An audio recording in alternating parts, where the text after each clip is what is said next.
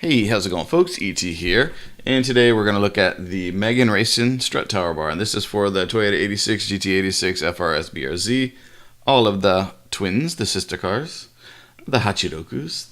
Okay, so this one here, actually, I was pretty surprised. I mean, let's face it, Strut Tower Bar is basically a Strut Tower Bar, but I've used Cusco's and Tanabe's, and I think a TRD one a long time ago on my original 86. And they all feel the same. The quality feels really good. The middle is aluminum and the outsides are made of steel. No big deal. Okay, so you'll notice here, this is the strut tower area. And for the 86, and I'm assuming BRZs and FRSs all the same, you're going to have to take the 3 strut tower bolts and one of the outside bolt on the actual cross brace, whatever that's called there. So that's the one right there on the strut tower brace. And the other 3 as well. And I believe those are 12 millimeters. I think you only need a 12 millimeter, a 14, and a big Allen wrench for the back of the strut tower itself to hold the bolt while you're tightening it.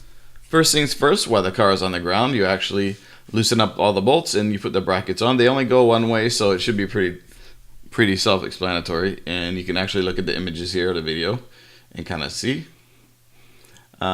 Not rocket science here. And basically, I tightened them down pretty tight. I didn't do any torquing to it, but I'm using Tane suspension, so I pretty much trust the quality. They're really, pretty hard, pretty hard metal.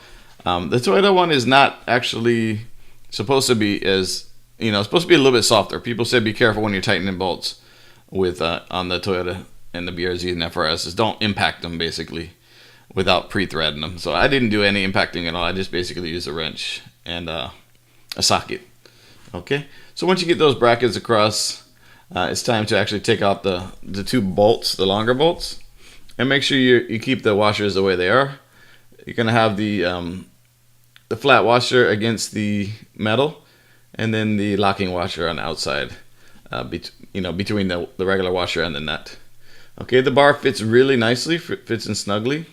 So you basically just do one side and put it kind of snug, and then you'll actually put the other bolts in.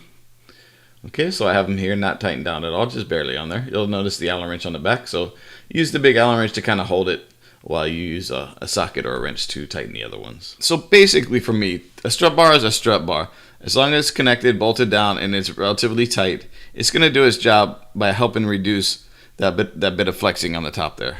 I mean, 86s are already really rigid to begin with, but every little bit counts, and of course I think it looks pretty good.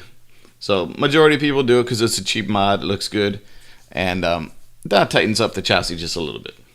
Again, I put a link down in the description. It's an Amazon link. It's probably the best way to go. If you have Prime, you get free shipping, and it's relatively cheap. Alright, talk to you in the next one. Peace and aloha.